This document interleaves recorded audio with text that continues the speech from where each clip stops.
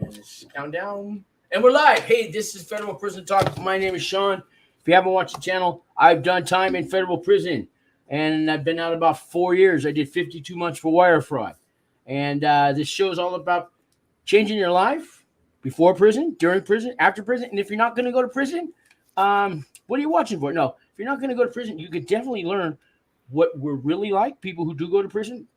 We don't all look like gangsters on the corner hanging out at 3 a.m. And I have a guest here that doesn't look like that either. This is Rose, and we're going to talk about her life, how she turned it around, because I know she has. And we're here in Albuquerque, New Mexico. Rose, you want to say hello? Tell people who you are, what you do, what you're about. So first of all, I just want to thank you for this opportunity to be here and share what's happened in my life, and hopefully it'll inspire someone.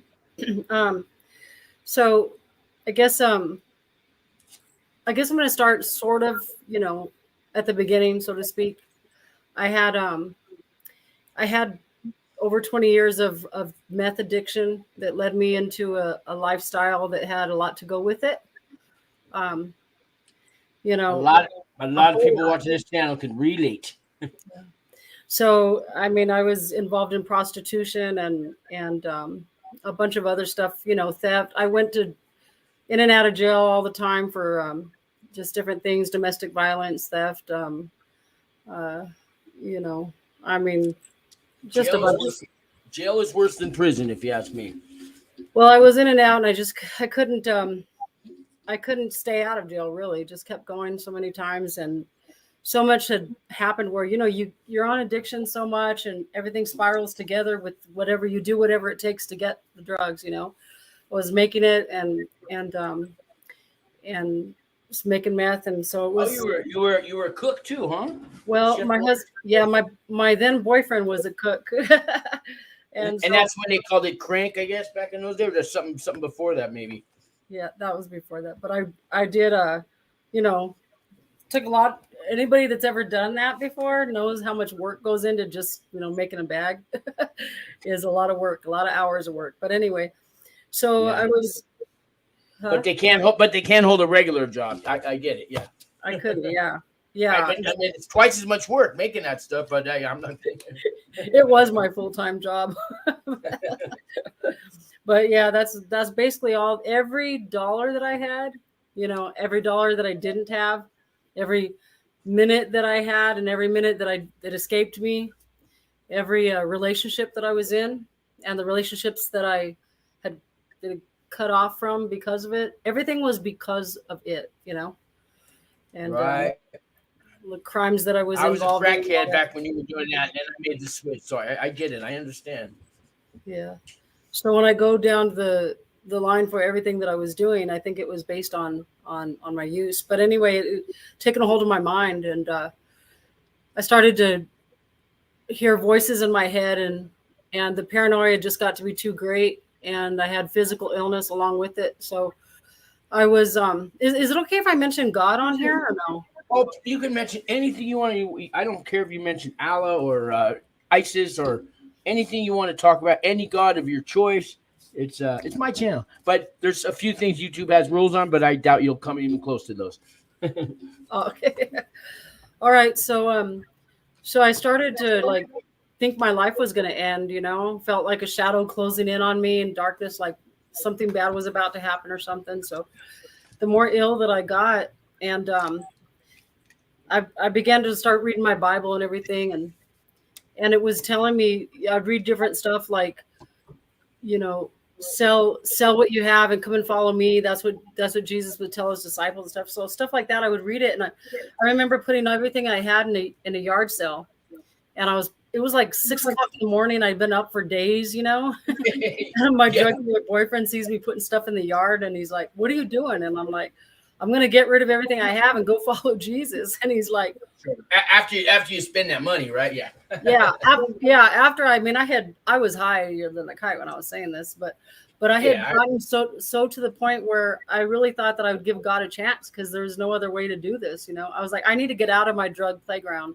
I'd heard that so much. And then I finally said, okay, maybe that's what I need to do, is to just get out of here, So I put everything in the yard sale, like in a yard sale started. I don't have any. How many days did it take you to take that stuff out of a box? Just kidding. I know. That's exactly my point. My boyfriend comes out. He's like, "What are you doing?" He's like, "You don't even have enough." I go, I'm getting out of here. You know, I'm gonna leave town, go start a new life, and all this and that. And he's like, he saw me. He's like, "You're serious, aren't you?" And I was like, "Yes, I am." He says, "Okay, put all this stuff back in the house. I'll send you on a one-way ticket to Albuquerque." So I said, "Really? Okay." So I called my daughter and said, "Would you, that's how you got here. Okay. Yeah, that was in El Paso. Yeah. And so that was my drug playground. When I called my daughter, she says, I'm going to take off. I'm going to go start a better life. She says, yeah, he's like, "Is that okay with you?" And she's like, "Mom, I don't have my mom anyway." And I was like, I'm like, it's going to make a difference. Yeah. Yeah. So that hurt. That hurt really bad. I mean, we hurt those loved ones. We don't realize it till after we can look back at it. Yeah. Really, oh man, they've written us off so many times. Yeah. Well, my family, I can't speak about yours. But. No, it was true. And it hurt me bad. I hadn't realized it. I thought I was trying hard and she didn't know or stuff like that. And she knew. Hey, I just want to give a shout out here to Chicho Blog. He got 39 months that he has to go do the time. He's going to surrender November 1st. Hey, man, my number's underneath all the videos or something. Let's talk and try to get you prepared for that. But thank you for watching. Subscribe, hit the like button. But Rose, I get a lot of people like this on pretrial waiting to go to prison one day. You never know. November 1st, right around the corner. Yeah. Yeah. Okay. So yeah, no problem. But anyway, so I came down to Albuquerque, and the reason why I really want to share this is because, see, a lot of people will get out of jail, they'll get out of prison, and they need to start they'll end up like in a new town. Sometimes you'll get released to a new place. Right. Yeah. People do that on purpose sometimes too. They forget who they come with. Yeah. You know who I'm talking? Themselves, right? Right, exactly. But what's crazy is that, so you get in a new town, and is it going to, you're leaving your old drug playground.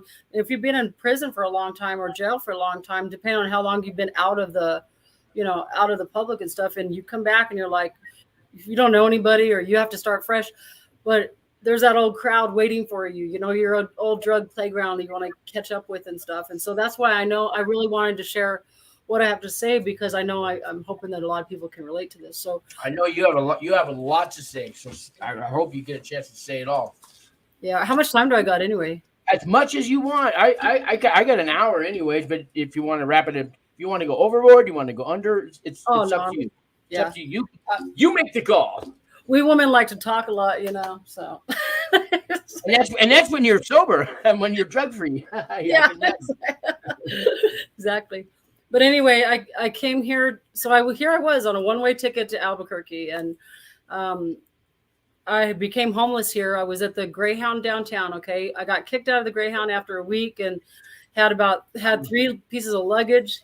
You didn't make it over to the war zone. You stayed on that side of town, the downtown part.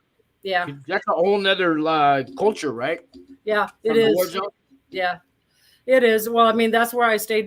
That's where I ended up at, because that's where they dropped me from the Greyhound, and I didn't know anybody here, so I had some family members here, but they lost contact with me, and they didn't talk to me and all that. Yeah, so and I already know how the story goes. The guy that was going to save you and fell in love with and had you work. But if you want to tell it, you can. I've seen it 100 times personally. Yeah, but people have no clue what I'm talking about when you get off that Greyhound bus. Yeah. So what was cool about it was that I became homeless basically here in Albuquerque.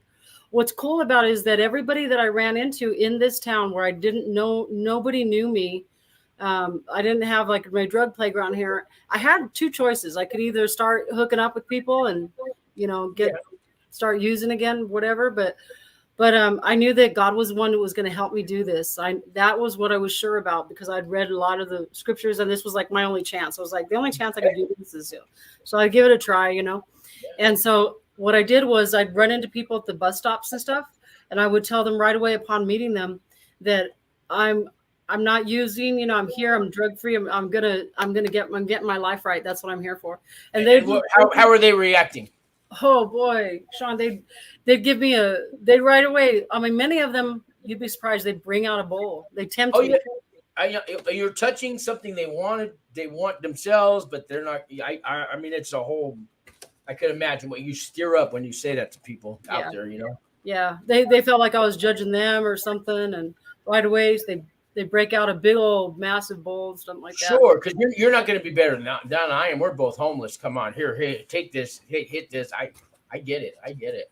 Yeah, but the thing is, because I had told them that God was the one that was helping me, it kind of made me feel accountable to that once I told them it. So I'd say it right as soon as I met people. I was basically fighting my own. That was your protection then. That protected you. Yeah. Yeah.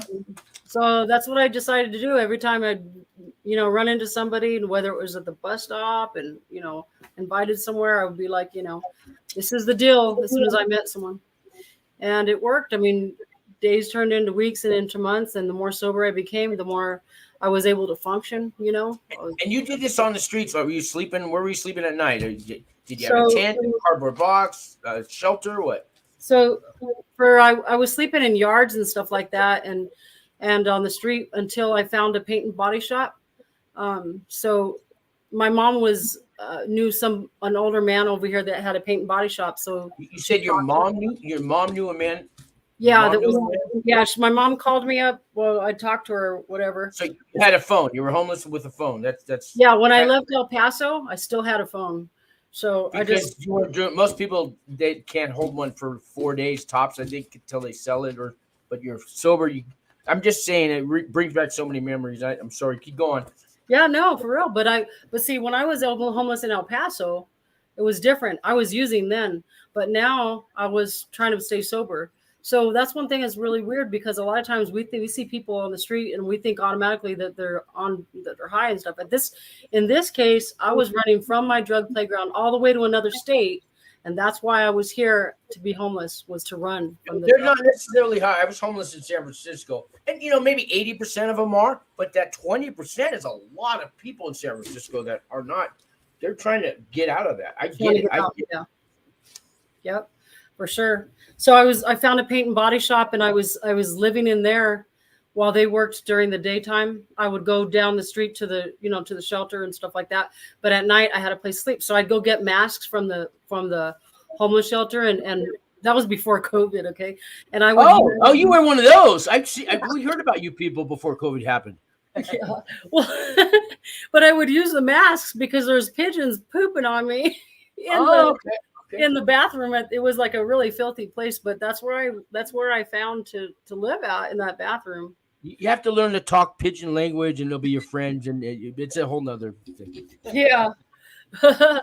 But that's what I was just glad to be away where nobody could, hurt me or nothing. So I was just kick it in there. Especially a woman, any, I don't care if it was the 60s or 1930s or the 2021, women out there homeless alone. It's not a, I mean, I'm glad I'm glad I wasn't a woman homeless. I was a man homeless, and that's scary enough. Yeah. Well, I did get raped at a shelter. That was in El Paso, though. But anyway. Really? So yeah, I was. Let me guess, by a staff member. Well, no, it was because a staff member knew that what was happening, and they didn't. Good thing we have people like that running our shelters. I know. I hate to be sarcastic, but this is the world we live in today. Yeah. That's the stuff that's why I'm doing what I'm doing, and you're doing what you're doing. If you get into it, you can tell them how we met. Yes. We're getting certified to be felons with a what? Yeah, with peer support. Yeah. Yeah, we're doing peer support now. Well, so what happened when I got off the streets? When I got clean, so my boyfriend that was living in El Paso at the time, remember I still have my phone, right? So he called me up.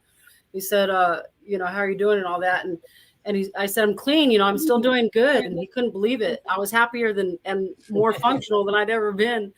And so he said, you know what? I said, he's like, can you come and visit me? Can I go visit you? And I said, no, because I don't want to get high. I don't want to mess up, Oh, he's out there using still? Yeah, he was out there using still, but he bowed his head and prayed, when he was in his in the middle of a batch that he was making meth, and he said, God, if you can do it for her, you can do it for me. And so he got his life clean, and a couple months later, he calls me up and he says, "Can I go visit you now?" I said, "Yeah." When he came down, he saw that what God had done in my life. He couldn't believe it. And he was a 30-year meth addict, and Ooh, I mean, it's going back to the beatnik days of the 50s. If anybody knows what a beatnik is, put it on there. Yeah, I'm giving away my age. But yeah, so we ended up getting married, and my daughter came to visit. And she couldn't believe she had her mama back, and so she moved down here, and then we started a church. We started a ministry called Heaven's Door, and that's why your email says that. Okay, yeah. Go ahead and plug that church. Anything you want to talk about, it's all right. You have my blessing. So, well, Heaven's Door is like a recovery and just a community ministry that I don't even like to say it's a church, because one thing, we don't like that churchy thing, Good. I don't like it either. We're just ourselves, and and a lot of people are out of prison, out of or in recovery still, or out of recovery. We're just a group of people that just want to give life a try with God, and real people, real stories all come together. And so the other thing is, I got a job at Christian Counseling Professionals, is where I work at now.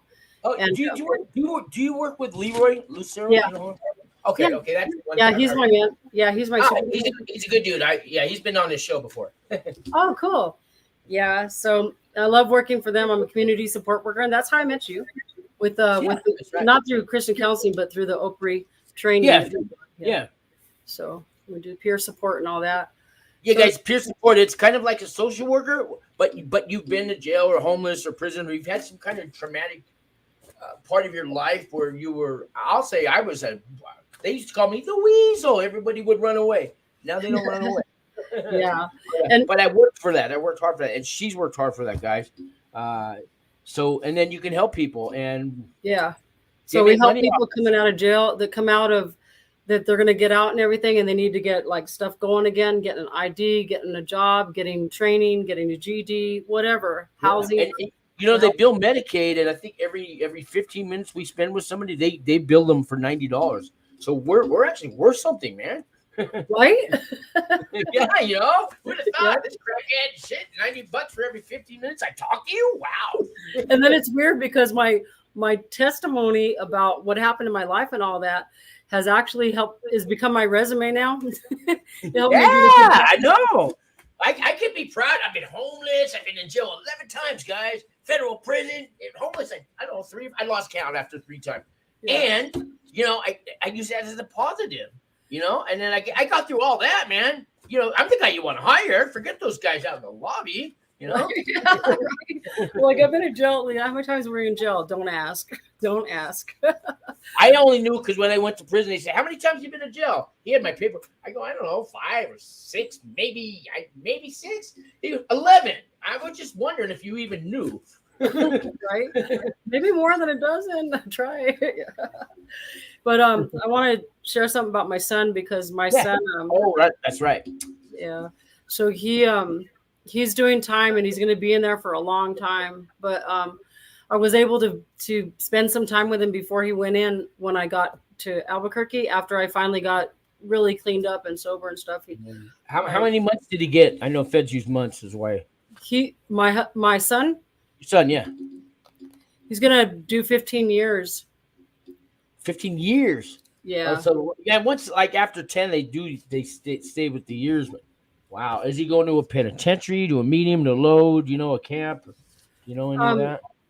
I'm not sure yet. It's just kind of fresh still. So hey, if you can have him give me a call, because that's what I do. I mean, I got all these things on the wall here, but I mean, I can help him. I answer a lot of questions and have him give me a call, please. Absolutely. It'll be beneficial to him. I will. Katie down here will tell you. Right, Katie? Katie's going through it right now. She's got a big case. And there's so many people, like, I've been checking out your show and everything, and so many people that are needing that, someone to connect with, somebody that they can relate to, someone that's been there, and what have you. Lawyers can't even tell you what how to use the bathroom in a prison, Yeah. And there's a whole etiquette about that, I did a show on it. I mean, yeah. But I do want to encourage people that if they end up in in a state or, a place where a town that they're not from, that they have to leave all their drug playground behind, everything, you can start fresh. You can do a new start. You can make it happen. As long as you set your mind to it and you say, this is what I'm going to do. And for me, it was God that helped me through my spiritual faith and everything that helped me through. That was the only way I could do it. But, the thing is, there is hope. It took me, let's see, for 25 years worth of my life messed up, it took me a couple of years and of just plugging away at it and staying. But you have to remove yourself from your playground. You have to get away from the people, Change that environment. Yeah, you kind of have to, man. I mean, I'm not going to go to a crack house and, detox. Okay. It's just not going to happen. Yeah. Yeah. That's the thing, is that so there was so much prostitution in my life and stuff like that, and so much theft. I mean, so many things I didn't get caught for, type thing. I'm from San Francisco, and I just been in Albuquerque a year and a half. So I have a lot of straight male friends that were out there selling themselves to gay men to get that next hit of crack or meth or whatever it was.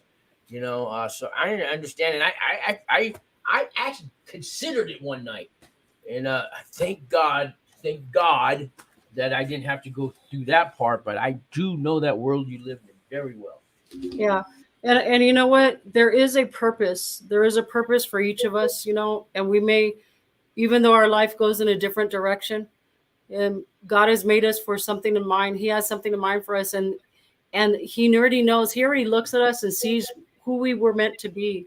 And so I know that realizing that I was somebody that was worth something. You were definitely worth something. And it took me reading the Bible. Bible. Now you know that. I know you know that now. But when did that click in your head that you're actually worth something, even that much?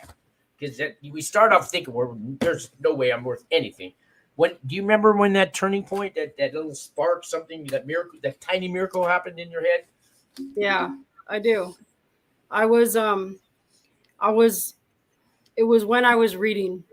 It was when I opened the Bible, and I was in a hotel room, and there had one of those, Gideon Bibles that are in the drawer and all that. And I was there. Those 6 Gideons. I've never met one. I don't know if they're real people or Gideons. Yeah. Yeah. But I was in a prostitution ring at the time, and I was higher than a kite, and had been, hallucinating and all that, and I was getting in trouble with the pimps and stuff, or whatever you want to call it. They didn't call them like that anymore. Every decade they have a new name for those Yeah. But anyway, I pulled out that Bible that was in that drawer, and I started reading it. And that's when I remember I started to, it was hard to believe it. It took me a long time to really believe that it was talking to me and it was for me. When I started to realize that's why, I don't know if I can say the word Jesus, but that's Jesus. Please. It's why it's okay. If you want to say it, I give you my permission. And YouTube, okay. I don't think they have a problem with Jesus either. So. Well, when I realized that he died for a reason was so that I could get a hold of God, so that I could be okay with God, then I said, you know what?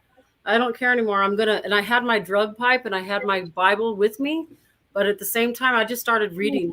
I mean, you had one in each hand? I've never done that. What's that like? I literally did. I did. I had both, and I did both, and I was reading through that.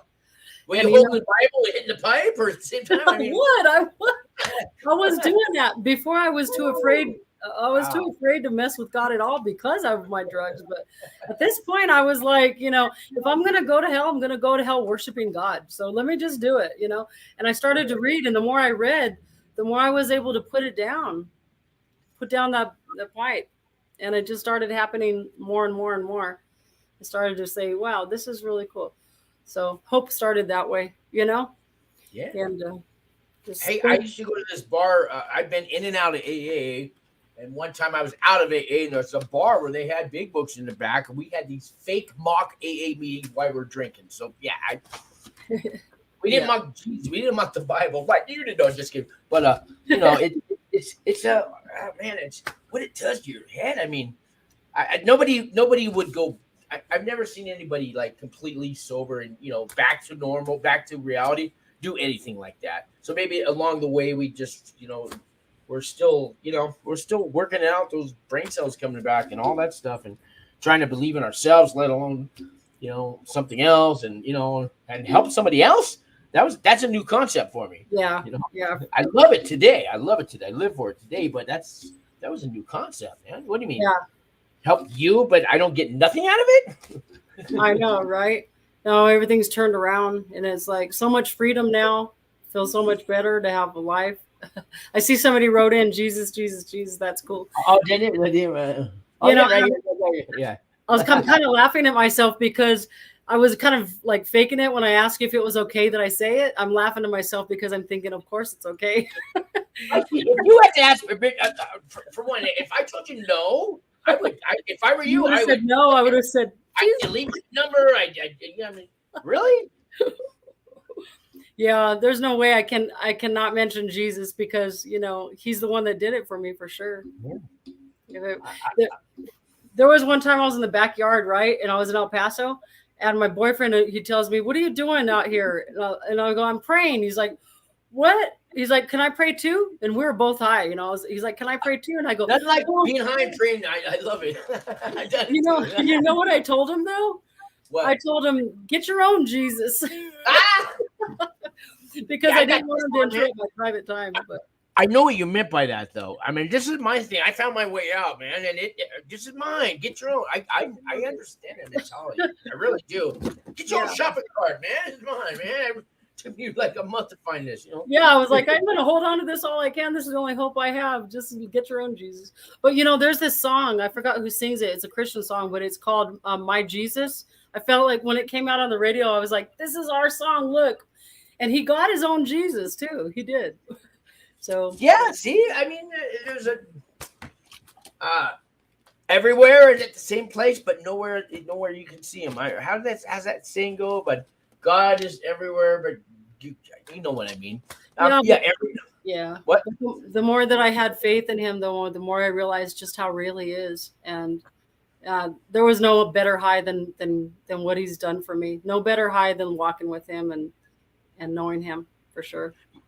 When I went to prison, they had maybe, 18 different types of religions, everything from Mormons to Wiccan to Thor, the thunder god, to there was Muslims. There was so I read the Torah, I read the Quran, I read the Bible, and the Quran. I mean the Quran really impressed me. It doesn't talk bad about any other religion.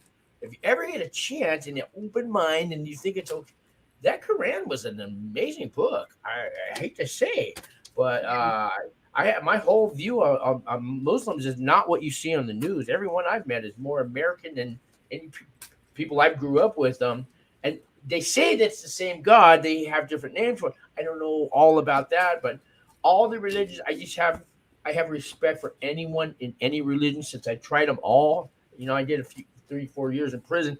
I got to go. I didn't just go once. I tried all the 18 different types, everything from Southern Baptist to Methodist to Presbyterian. I was raised Catholic, so I'm already screwed up there with being raised Catholic. But they all have one kind of common message and bond, and I think they're all good. Some hate the others, and I don't know why. When they all get to the up there in the sky and they got to be judged, I don't know if they're all going to line up and Presbyterians over there, Methodists over there. Oh, what do we got? A Jewish? Oh, you're way in the back. I don't know how it works, but they all have that one thing in their heart, and they just it's wanting good, wanting to know the truth, wanting to. I don't. One God. Yeah. I mean, I tried them all, and I won them all. That's it. I won them all. Well, that's the thing about it is that it's not religion can't save us. Really, we could sit there and do what do you call it? Conflicts and controversy all the time and just sit there and argue with people and divide and all that. But the thing is, there's a one God, and we need to lay down all that theology stuff and just get together and say, you know what, this is what we need to do. We need to fight for our life, fight for, to fight for the truth and believe the truth, not fight for it, but strive for it. And, and there's only one God. There's only one God, and he's the true and living God. He's everywhere. He wants the best for us. I think a lot of times people think, well, how could a loving God, let all this stuff happen and all that, but we don't realize that God gave us a choice.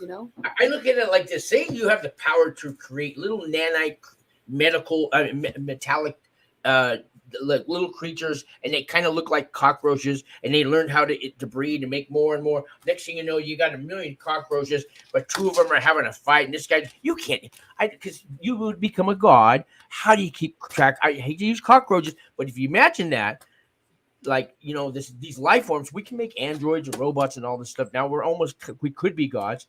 If I went back in time, just even 100 years ago, or maybe 150 years ago, I have this lighter, I'm a god until the fluid runs out. Okay.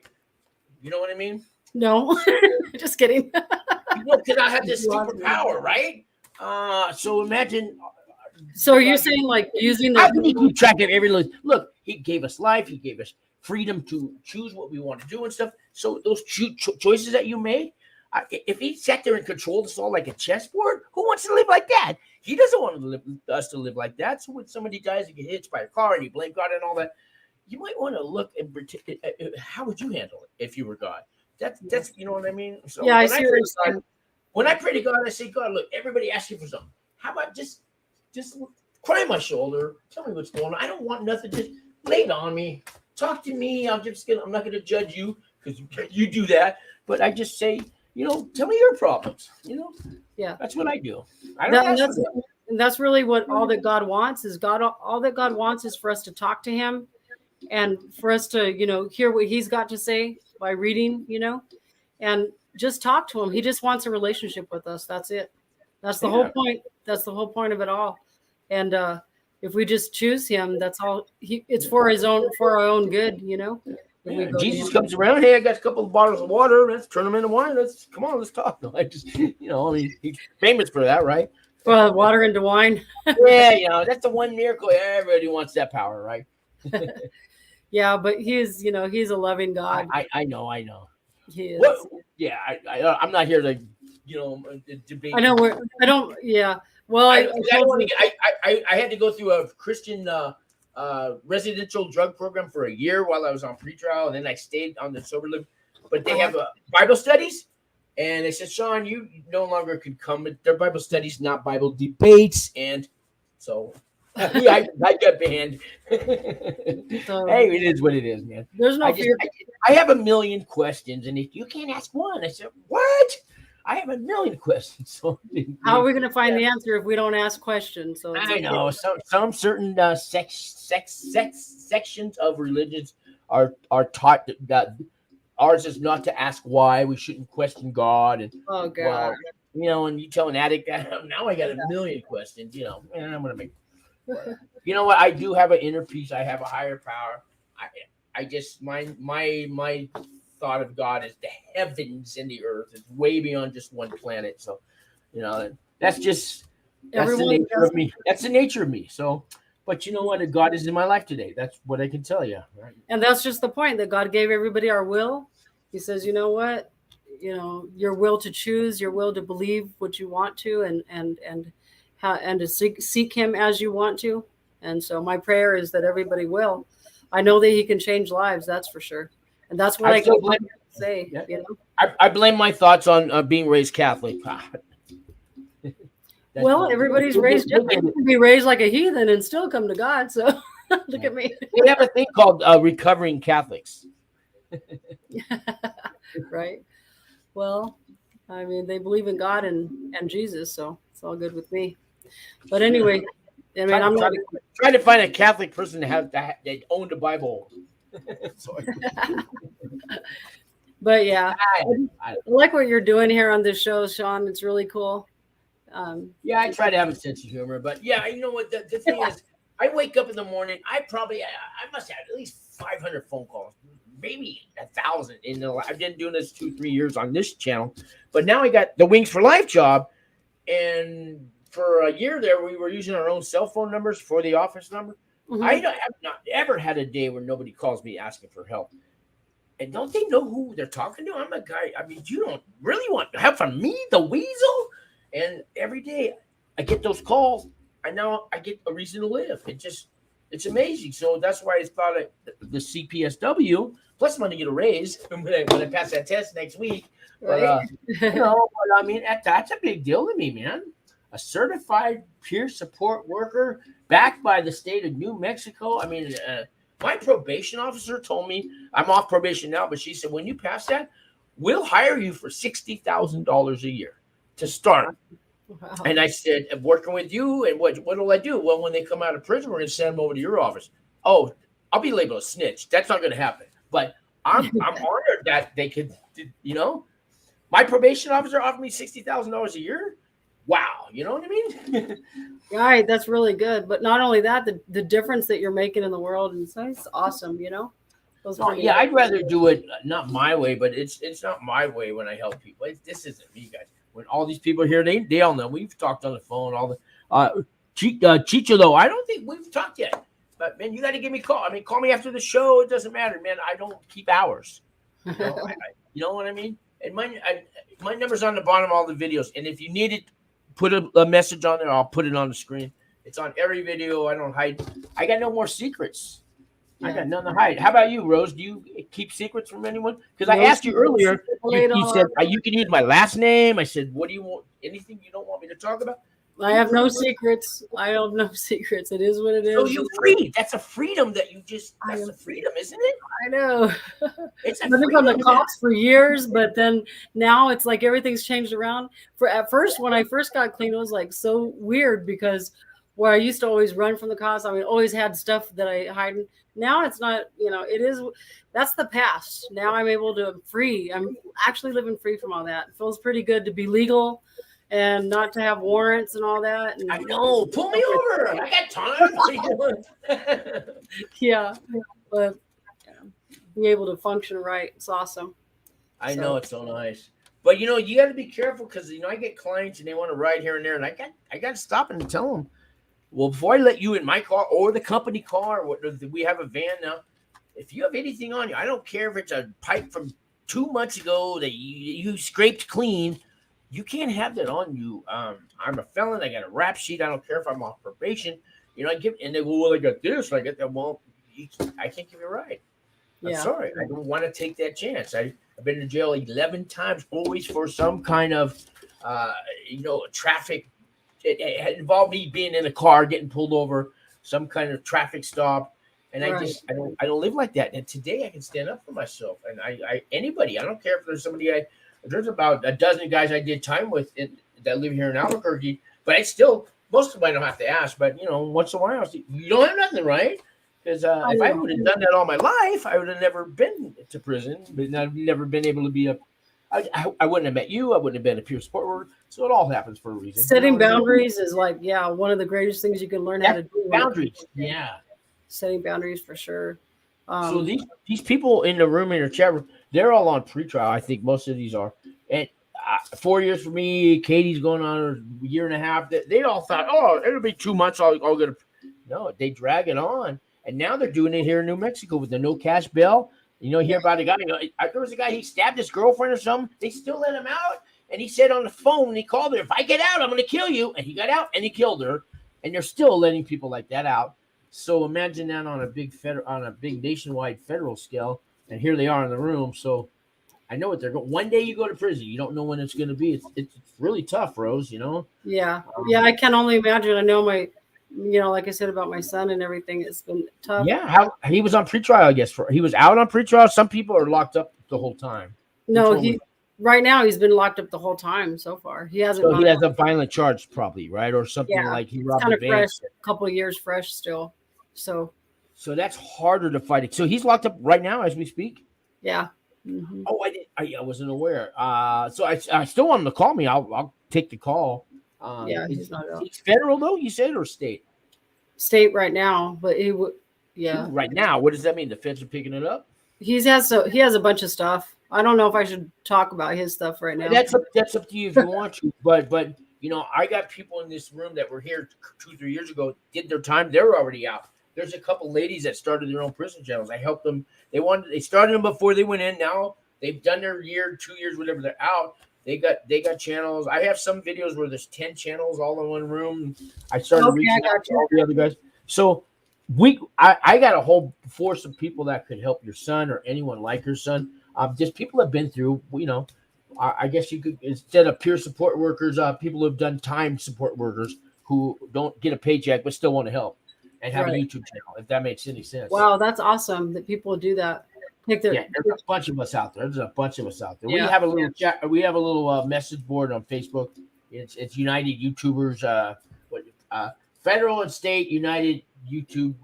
It's something like that. But we have a place we hang out, a message board. We have sometimes we have get-together. We have get-togethers at people's houses if we live close enough.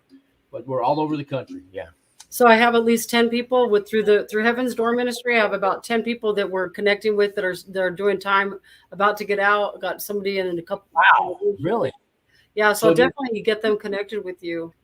I would love that. And I will write them back. Do they have emails in the state? I don't know, but either I'll write them back or call them back. I'll email them back. Okay. Yeah. And when they get out, with Wings for Life, I can get them housing and jobs. They gave me that position because I wanted it. That's our new thing this year. So you need food, shelter, and clothing when you get out of jail or prison, I believe, and a job. So right on. If you know what about you? What is your tell me about your organization? Your organization. Which the one that I work for during the week, or yeah, I know you have different. You have different ones. I guess one with a paycheck, is that the main one? But the one with the paycheck, and then tell me about the other ones too.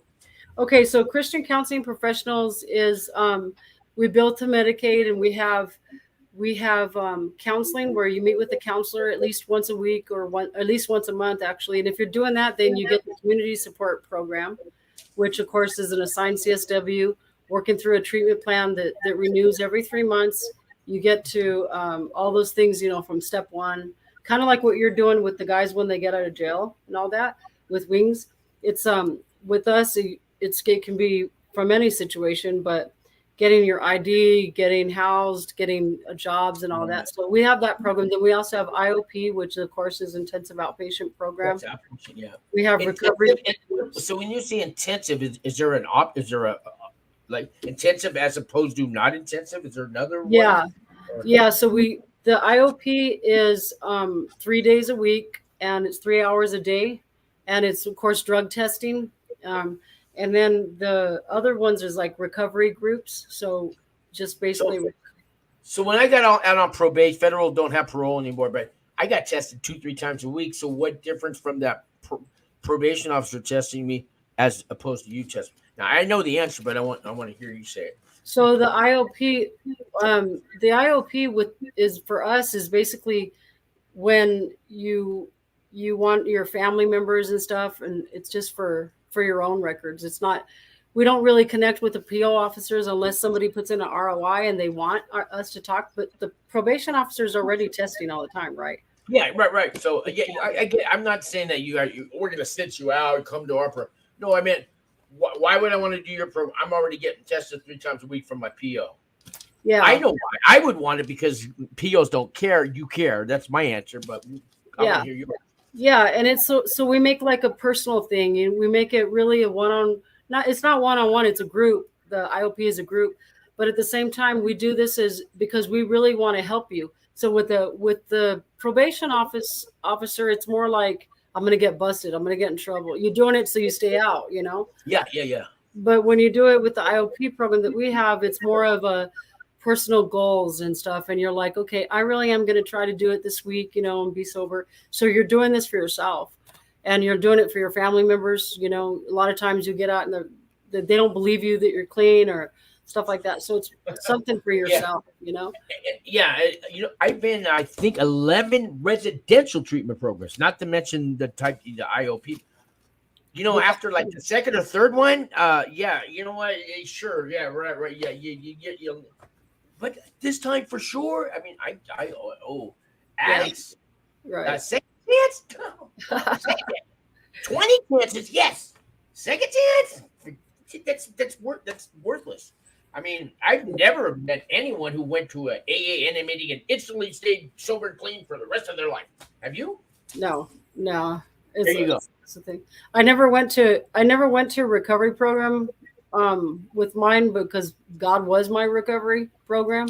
Yeah, and they have that whole Christian. But it has to come from inside. Christian 12-step program now too. Celebrate recovery, that kind of thing. Celebrate recovery, yeah.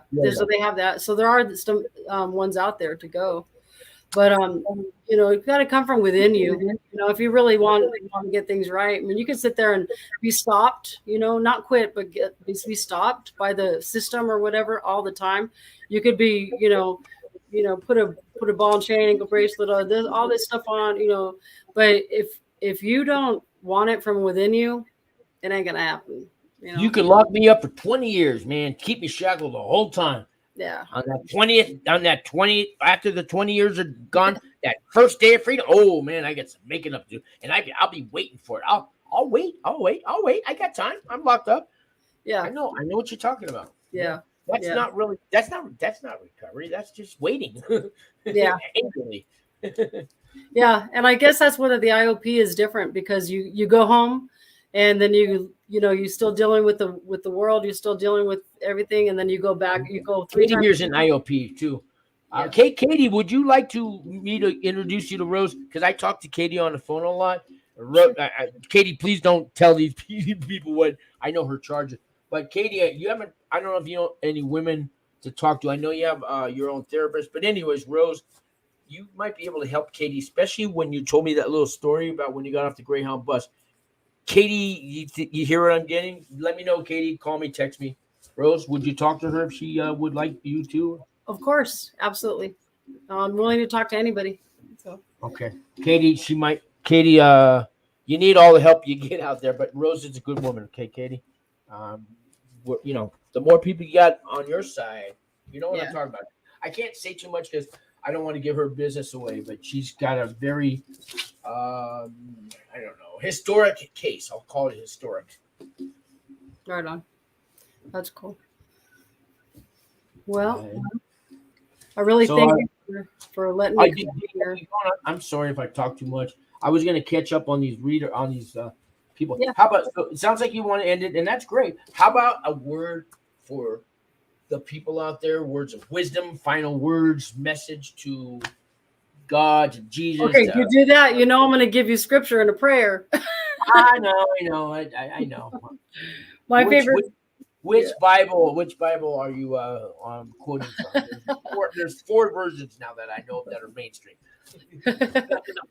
No, just kidding. So here's where the bottom line with what really changed my life was really to crying out to him and reaching out for God with all that I had. And my favorite verse in the Bible was, as a deer pants for the water brooks, so my soul pants for you, oh God. So basically what it's saying is, like a deer is running through the forest looking for that drink of water. That's the way my soul pants for God. And so when I started to do that and really, really want that for my life, and I wanted nothing else but to get everything right, and it just happened. And it was the easiest thing. Jesus said, my yoke is easy and my burden is light. And that's what he meant by that, is when you're really ready to surrender to him, it's easy. And he's, and it's a beautiful thing. And I will never turn back anything and any part of what I've done with God. I will never give it back. I will never trade it. It's nothing. There's nothing in this world that compares to what God, the peace that God has given me within me, and the joy, and nothing else is better. And I want to tell you that if, no matter who you are, if there's anybody listening out there, if God has, been knocking on your door, give him a try, give him a chance, because, and however you reach out to him, start looking for him, he will help you, and, he's your creator, and he doesn't want you living a bad life or anything the rest of your life, or living in hell on earth or nothing like that, and he wants to save you not only for now, but for eternity. So I'll be praying for all of you. And thank you for this opportunity, for sharing my story. Thank you, Rose. And Rose, I know Rose didn't get really deep to where she came from, guys. She's a walking miracle. Because Rose, I mean, imagine how old were you when you got off that Greyhound bus? Just that's the last question I'll ask you. So I was 47. So that's kind of maybe you've given up by then to take a Greyhound bus to a town you've never been in. Look at you today. I thought I was going to die. I thought that was the end of my life. I really did. Like I said, I was hearing voices in my head, and I was just really, really paranoid. And I mean, the times that I went to jail so many times, and each time it just got worse and worse. And some of the things that I did was really crazy. I mean, you better hold on to Jesus, because without him, girl, you need him, and he needs you. So thank God that you found that way. I mean, the mental illness that I had. It was a death. That was a death trip you took to Albuquerque. Yeah, I think he came here to die, right? I thought that I was. Yeah, I didn't. I had no. I mean, I cannot believe that God really did do it. He really did change my life around, because I would still be on the streets. I would still be homeless. I mean, I was real quick. I mean, didn't want to get back into it that much, but I want to tell you something. I told you one more question. I'm sorry, I lied. I know. I knew I was going to lie. But what it was is, one time I was when I was in El Paso, what really had got to me one time was that I used to collect rocks, and I was looking for rocks because they had energy in it and stuff. And I was picking my shirt up like this, putting the rocks in my shirt, walking around. And I didn't realize is that people, the cops started forming around me, and neighbors started coming out and stuff. And I didn't know until I got downtown that what they thought that I was going to hurt somebody with those rocks. They took me downtown, and then I didn't even realize that I didn't have my pants on that whole time. I was out there without my pants on, collecting those rocks like that. And when I realized that, by the time I got downtown and realized that that's what was happening, it blew my mind. I was like, man, my mind is gone. I can't believe it. So I knew that I knew I needed to do something. That's when I started reaching out to God, because I was going to die, you know. That's just an example of how broken and how messed up that I'd gotten. I am so grateful that you did. I would have never met you. The world would have never met you. And I know your work's just begun. You know this, right? It's just beginning. But I'm so thankful. Do you believe that? Do you believe it's just beginning? You've helped all people along this way, but it's just beginning. Yeah. God got a whole lot of plans for you, bro. Yeah, and I'm so excited. It feels good to be alive. Feels good to be alive and be free, you know? Yeah. So I know you got to get going, and, you know, we all have lives because we found our way. You know, and you guys out there, you found this channel. Not that I'm the answer, not that there's other channels, but you're looking for a different road to walk on. And, you know, thank you for watching. And Katie knows, and a few of these, you call me anytime, guys. You call me at 3 a.m, I might not answer, but Rose said, Katie, call me. I'll give you Rose's number. Everybody I've ever had on the show, there's one thing about them that they will let any of you people call them. That's one thing that they all have in common. I've probably had at least 100 guests now. I will say every single one will let somebody call without charging you a bill. Okay, right? For sure. Not for money. Right. I do this so I can. You got to give me a reason to live tomorrow, guys. One of you got to call me, or I'm going to kill myself. It comes down to that sometimes. You know, we got to pay it forward. Yeah. Yeah. So I 100 years I'll never pay it forward. I was the weasel. Now you know nobody. You know then nobody called me. You know.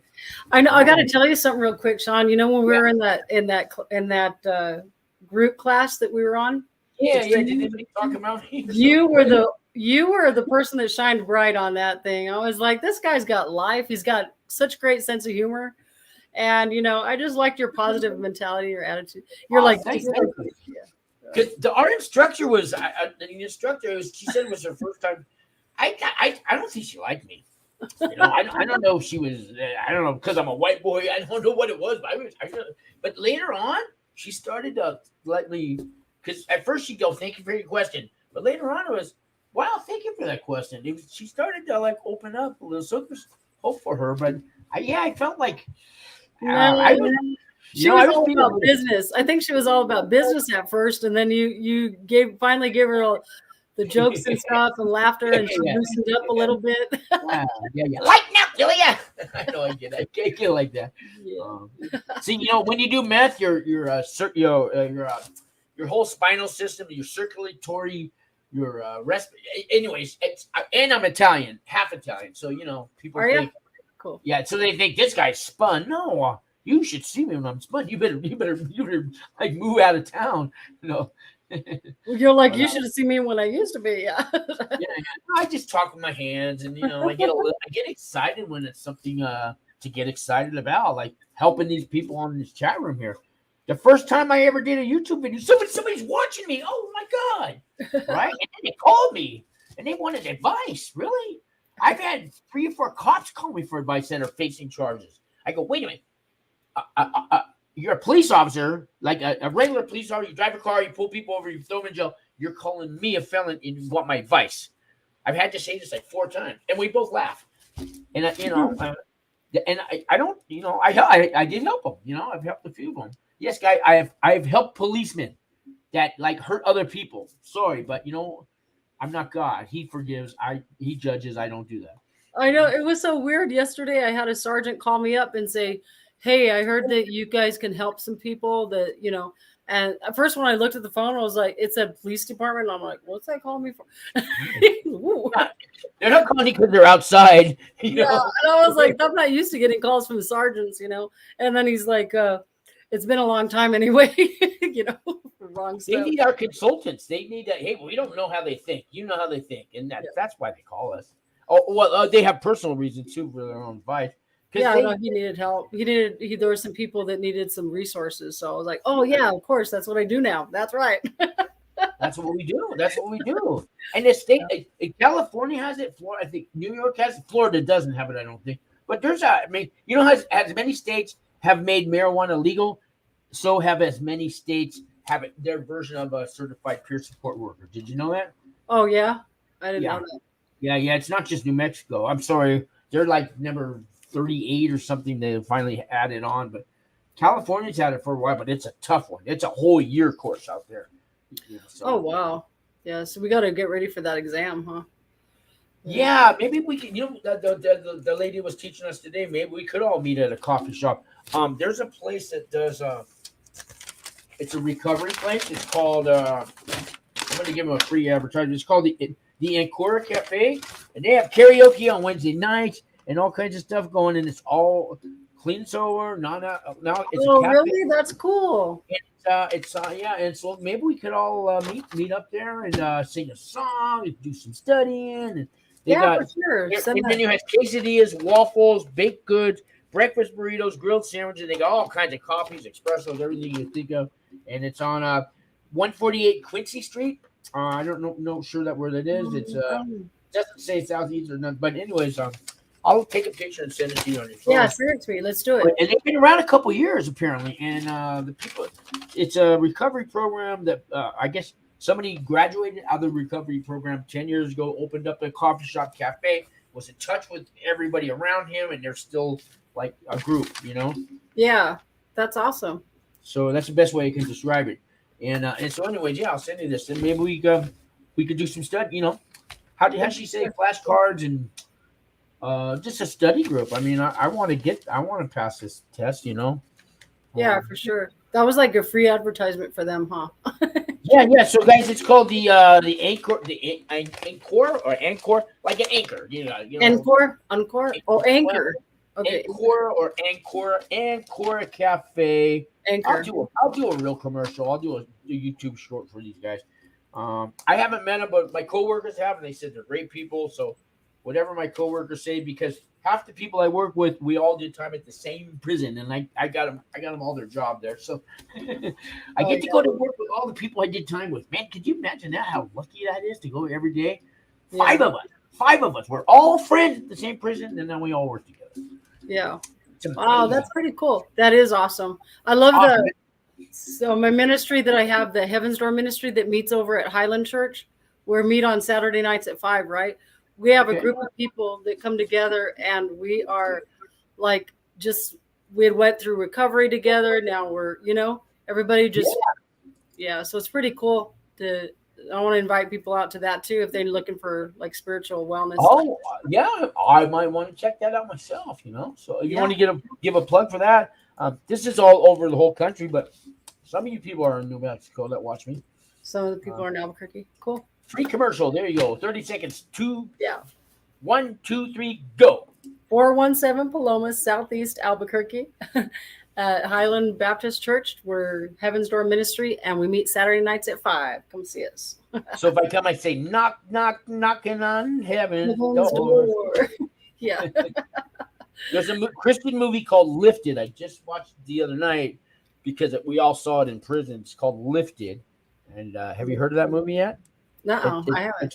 It's one of those pure flicks, the Christian Sure. Lifted, guy. Lifted. I'll check it out. You will cry, you will cheer, you will cry some more, and then you will just cry happy tears at the end. I think there's a Jesus movement going on. You know that? I've seen so many pictures of, and my son was telling me that too. People be in prison and they're like worshiping God, like all these, men just like. Oh yeah, men, we are now allowed to cry and hug each other as we cry in prison. Only for certain things, like somebody in your family dying, somebody takes your honey bun, you cry, you're still getting shanked. But we have made some progress. Yeah, I think this world's doing it because they have to. I mean, gosh, it's getting crazy out there. So that's going to rise up too. That's amazing.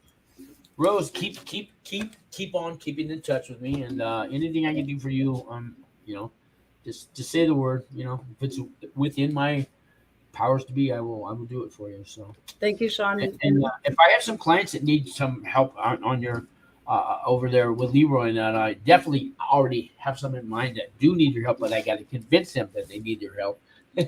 Yeah, that's the other thing. Yeah, I'm here for you too. Definitely, anybody that needs help, and anything that I can do, I will. And and I know I will definitely be sending you some people and encouraging people to watch this show. It's really neat. It's real. I love it. So I try. I don't fake nothing, guys. So this is life after prison, man. Yeah. I mean, you came from you really leaps and bounds where you got today, Rose. I mean. Yeah, I barely know you, and I'm so proud of you. I could cry when I say that, And every day blows my mind every day to see what God has done in my life. My life's completely changed. It's wild, but it's cool. We got to stick together, right? Stick together, grow together, hope together, and make it together, right?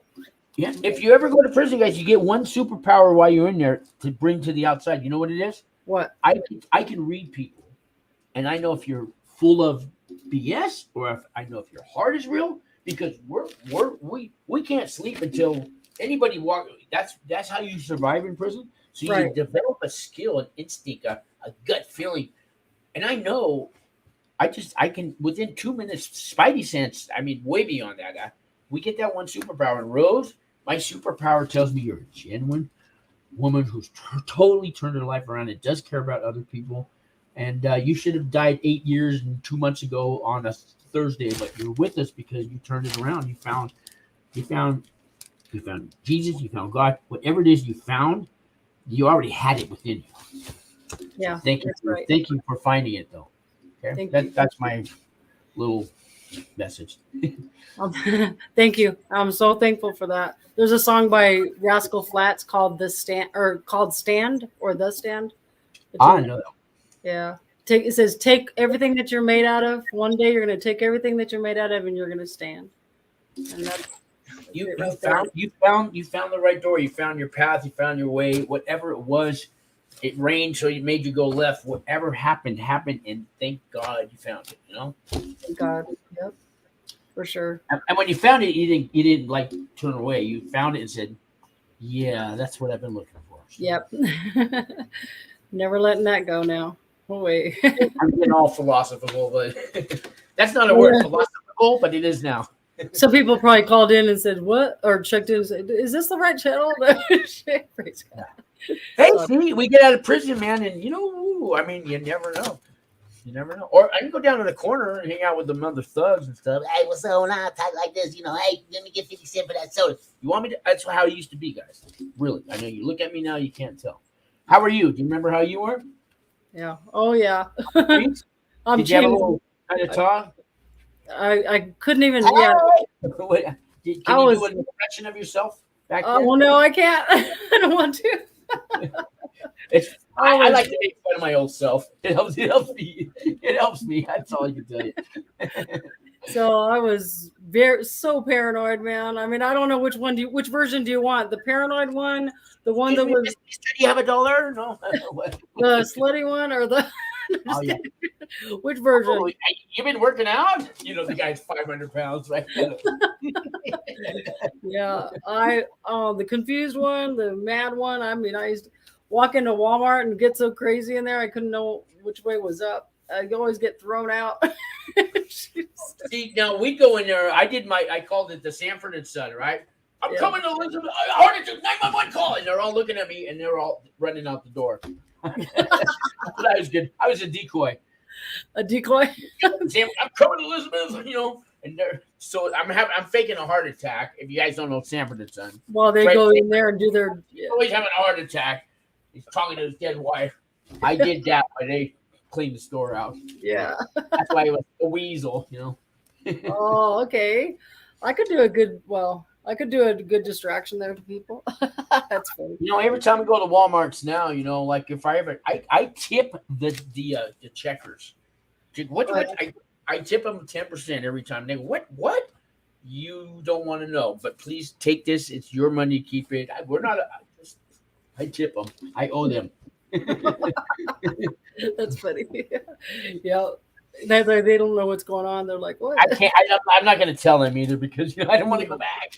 I don't want to go back. Just like, take the money. Shut up and take that tip. That's funny.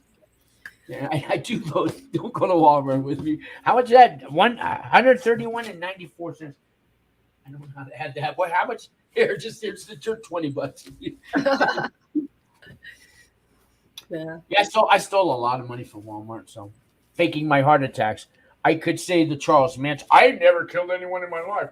No, I just laid there pretending to have a heart attack. Why they stole $2,000. You really would do that? Wow, that's wild. Yeah, I faked a heart. I was pretty good at it too. $911 call. So man. And then miraculously, I walked and ran out of the store. When there's a time when they all kind of get up and see if you run out. Yeah. Right before the ambulance gets there, they're almost like lining up to let you run out. It's really strange how. Oh, the tricks of the trade, though, huh? Yeah. I don't want to ever do that kind of stuff again. Talk about how hard you work, like make cooking and making. It's hard work, man. Yeah. Yeah, and you don't get no a Grammy or Emmy at the end of the year. I mean, no. You don't get any recognition. You just lose everything, yeah. Right. You end up losing everything anyway. So I love Katie in the comment section. I'm checking her out. She's funny. Katie's she's gotta wait to kind of get almost her at least her plea deal going before she's gonna come on the show. She has a lot to say to educate the world about what she's charged for. Because Katie, you definitely woke up me. I mean, I had that one-sided view, and I never really argued about it. That's the way it is. You opened my eyes, Katie, and and like you don't believe now, man. I want to fight for you, Katie, because there's a humanist. Like we were talking about the human part of that human heart that we all have. And when you talk to Katie, Rose. Katie, please call me and I'll give you Rose's number because I think she'll open your eyes to something too, Rose. I can't say what her charges are. She can, but I won't do it, Yeah. I look forward to talking to her for sure. Plus, when that life you lived out there, it's close to that. It's something, I mean, it's similar, but it's not. You guys, you'll know what I mean. Call me in 5 days. Oh, Sean, I know exactly what you meant now, but you couldn't say it on the air. Okay. That's why I'm asking Katie to call Rose because I know Rose will have your back, Katie, and I know you'll have our back. And Katie, when they make that movie of the week about you, I want to roll. Yeah, I mean, all of us have our own story, and I know that when we go through that stuff, we go through it for a reason, so we can connect with each other and can uphold each other and give each other hope. we share our story. That's the important thing. Yeah. Each of us share our story on the real. I'm going to be 60 in about 6 months, guys. So I should have been dead 20 years ago, at least 20 years ago, at the latest. So that's a God thing. That's beyond my. I'm not here on borrowed time, by the way. I'm here because God has a plan for me. That's right. It's not borrowed time. That's right. You think that expression does not apply to me? Have you heard that expression? You're here on borrowed time, Rose? Yeah, for sure. It doesn't apply to you either. No. You're here because you got a lot of work left to do. I used to have on borrowed time, but now not anymore. Not anymore. And I hope that you guys know what I'm talking about. I am not here on borrowed time. If you think I am, you can call me, but I think you should call a therapist or call God, because you're not here on borrowed time either. If you lived long enough to tell me I'm on borrowed time, somebody got a plan for you, man. That's all I can say. Because you're watching me, yeah, you gotta. I can't tell you the plan because I'm not God. But God does have a plan. He does have a plan. And I don't want to get in my preaching, because when I say God, it's bigger than all of you. Well, He created us, so there's a verse in the Bible that says, "God works all things together for good to them that love God and are called according to His purpose." So, when we have a purpose to help others and to pay it forward, what He's doing, and it's awesome. And, Well, I think I'm hungry. I worked all day, and I had a turkey sandwich around 11 o'clock. What time is it now? So I need to get going too. Rose, I know you were going to end 20 minutes ago. I'm sorry. Yeah, it's okay. I enjoyed it though. Thank you for having me. You bet. And any of your friends want to come on here, and you want to come with them, or whatever, you want to do another show, or you want to start your own channel, I'll give you everything, my knowledge, help you do that. So anybody out there want to start a new YouTube channel, because there's 5 or 6 people that used to come on here and went to prison. They have YouTube channels now. I had a little part in that, and I'd like to have a little part if you guys want to start running, even before you go in. So You're awesome, Sean. You really are. Keep doing what you're doing. It's awesome. Thank you very much. All right, guys, like, subscribe, leave a comment. If you want to see a video about something, I don't care if it's how to do a yo-yo, walk the dog trick, or whatever, just put it in the comments, and I'll try to make it happen. Rose, final words. Thank you all. God bless you all. Be praying for you. Take care. All right, good night, everybody. Good night. Give me my age away again. All right, thank you.